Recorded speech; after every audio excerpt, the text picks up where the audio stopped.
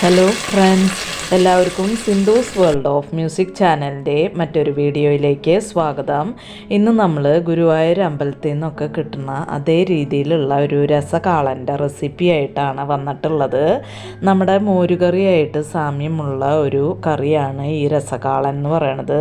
പക്ഷേ ചെറിയ ചെറിയ വ്യത്യാസങ്ങളാണ് ഇതിൽ ഉള്ളത്.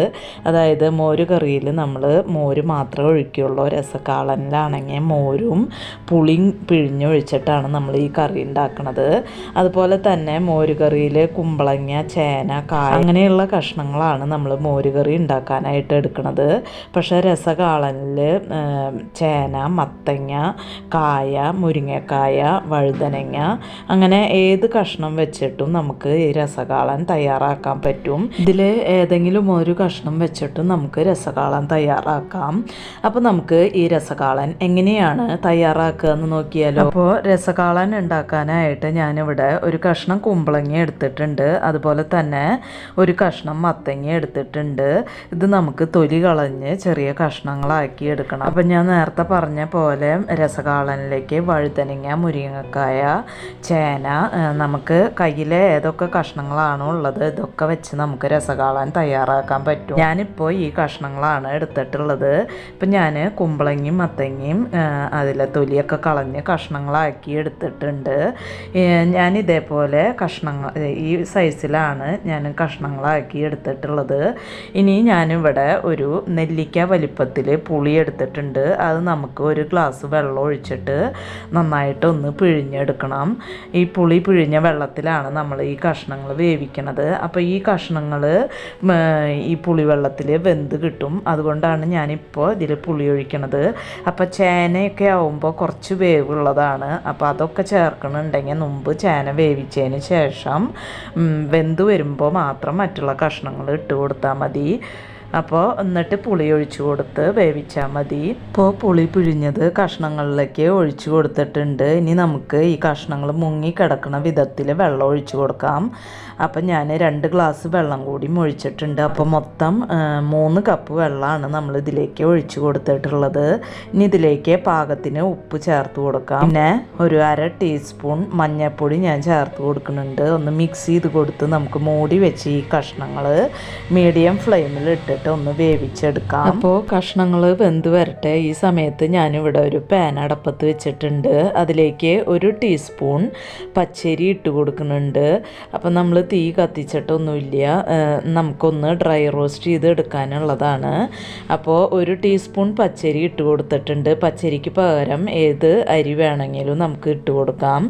പിന്നെ ഇതിലേക്ക് ഒരു 1/4 ടീസ്പൂൺ കുരുമുളക്, മുഴുവൻ കുരുമുളക് ഇട്ട് കൊടുക്കുന്നുണ്ട്. പിന്നെ ഒരു 1/4 ടീസ്പൂൺ ഉലുവ ഇട്ട് കൊടുക്കുന്നുണ്ട്. പിന്നെ ഇതിലേക്ക് ഒരു 5 വറ്റൽമുളക് ഇട്ട് കൊടുക്കുന്നുണ്ട്. ഇത് നമുക്ക് മീഡിയം ഫ്ലെയിമിൽ തീ വെച്ച് നന്നായിട്ടൊന്ന് റോസ്റ്റ് ചെയ്തെടുക്കണം.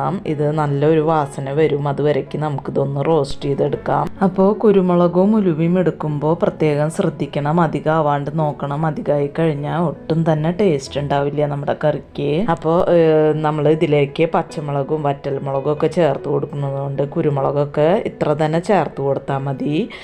അപ്പോൾ ഇതൊന്ന് റോസ്റ്റായി വരട്ടെ. അപ്പോൾ നമ്മുടെ ഉലുവയും പച്ചരിയൊക്കെ നന്നായിട്ട് റോസ്റ്റായി വന്നിട്ടുണ്ട്. നല്ലൊരു സ്മെല്ല് വന്ന് തുടങ്ങിയിട്ടുണ്ട്.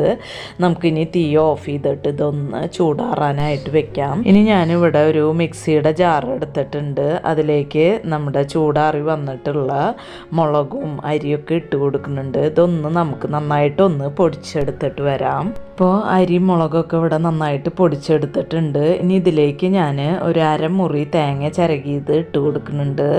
പിന്നെ ഞാനിവിടെ ഒരു 3 പച്ചമുളക് എടുത്തിട്ടുണ്ട്. അത് ഇതിലേക്ക് പൊട്ടിച്ചിട്ട് കൊടുക്കുന്നുണ്ട്. ഇതിൽ കുറച്ച് വെള്ളം ഒഴിച്ചിട്ട് നന്നായിട്ട് പേസ്റ്റ് പോലെ അരച്ചെടുത്തിട്ട് വരാം. ഈ സമയത്ത് നമ്മുടെ കഷ്ണങ്ങളൊന്ന് തുറന്ന് നോക്കാം. അപ്പോൾ നമ്മുടെ കഷ്ണങ്ങളൊക്കെ ഇവിടെ വെന്ത് വന്നിട്ടുണ്ട്. ഇതിലേക്ക് ഞാൻ ഇതേപോലെ ഒരു കഷ്ണം ശർക്കര ചേർത്ത് കൊടുക്കുന്നുണ്ട്. പിന്നെ ഇതിലേക്ക് അരച്ച് വെച്ചിട്ടുള്ള തേങ്ങയുടെ പേസ്റ്റ് ചേർത്ത് കൊടുക്കുന്നുണ്ട്. ഇനി നമുക്കിതൊന്ന് മിക്സ് ചെയ്ത് കൊടുക്കാം. ഈ തേങ്ങയുടെ പച്ചക്കുത്ത് പോണ വരയ്ക്കും ഒന്ന് മിക്സ് ചെയ്ത് കൊടുക്കാം. ഇപ്പോൾ തേങ്ങയുടെ പച്ചക്കുത്തൊക്കെ പോയി കിട്ടിയിട്ടുണ്ട്. ഇനി ഇതിലേക്ക് ഞാൻ 1.5 കപ്പ് മോര് ഒഴിച്ച് കൊടുക്കുന്നുണ്ട്. അപ്പോൾ കട്ട തൈരല്ല നമ്മൾ ഒഴിച്ച് കൊടുക്കേണ്ടത്, കുറച്ച് ലൂസായിട്ടുള്ള മോരാണ് ഒഴിച്ച് കൊടുക്കേണ്ടത്. അപ്പോൾ വല്ലാണ്ട് പുളിയുള്ള മോര് ഒഴിച്ചു കൊടുക്കാനായിട്ട് പാടില്ല. അധികം പുളിയില്ലാത്ത മോര് വേണം ഒഴിച്ചു കൊടുക്കാനായിട്ട്. ഈ സമയത്ത് ഇതിൻ്റെ ടേസ്റ്റ് നോക്കിയിട്ട് ഇതിലേക്ക് ഉപ്പൊക്കെ വേണമെന്നുണ്ടെങ്കിൽ ചേർത്ത് കൊടുക്കാവുന്നതാണ്. ഇനി നമുക്ക് തീ ഓഫ് ചെയ്ത് കൊടുക്കാം. ഇത് അധികം നേരം തിളപ്പിക്കേണ്ട ആവശ്യമില്ല. നമ്മൾ നല്ല അടി കട്ടിയുള്ള പാത്രമാണ് വെച്ചേക്കണത്. എന്ന് വെച്ചാൽ മോരൊഴിച്ച് കഴിഞ്ഞാൽ ഉടനെ തന്നെ നമുക്ക് തീ ഓഫ് ചെയ്ത് കൊടുക്കണം. ഇനി ഞാനിതിലേക്ക് കുറച്ച് കടുകും മുളകും കരിവേപ്പിലയും കൂടി പൊട്ടിച്ചത് ഇതിലേക്ക് ഒഴിച്ച് കൊടുക്കുന്നുണ്ട്. ഇപ്പം നമ്മുടെ വളരെ ടേസ്റ്റി ആയിട്ടുള്ള ഒരു പ്രത്യേക സ്വാദിലുള്ള രസകാളൻ ഇവിടെ റെഡി ആയിട്ടുണ്ട്. അപ്പോൾ ഒരു പ്രത്യേക ടേസ്റ്റാണ് ഈ കറിക്ക് ഉള്ളത്. അപ്പോൾ നിങ്ങൾ ഇതുവരെ ട്രൈ ചെയ്തിട്ടില്ലെങ്കിൽ ട്രൈ ചെയ്ത് നോക്കിയിട്ട് അഭിപ്രായങ്ങളൊക്കെ കമൻ്റായിട്ട് പറയണം. അപ്പോൾ ഇത്രയേ ഉള്ളൂ ഇന്നത്തെ വീഡിയോ. നിങ്ങൾക്ക് ഈ വീഡിയോ ഇഷ്ടമാവുകയാണെങ്കിൽ ലൈക്ക് ചെയ്യാനും മറ്റുള്ളവർക്ക് ഷെയർ ചെയ്ത് കൊടുക്കാനും മറക്കരുത്. അതുപോലെ തന്നെ എൻ്റെ ചാനൽ ഇതുവരെയായിട്ടും സബ്സ്ക്രൈബ് ചെയ്യാതെ കാണുന്ന കൂട്ടുകാർ ആരെങ്കിലും ഉണ്ടെങ്കിൽ ഒന്ന് സബ്സ്ക്രൈബ് ചെയ്ത് സപ്പോർട്ട് ചെയ്യണം കേട്ടോ. ഇനി നമുക്ക് മറ്റൊരു വീഡിയോയുമായി കാണാം. അതുവരേക്കും താങ്ക് യു.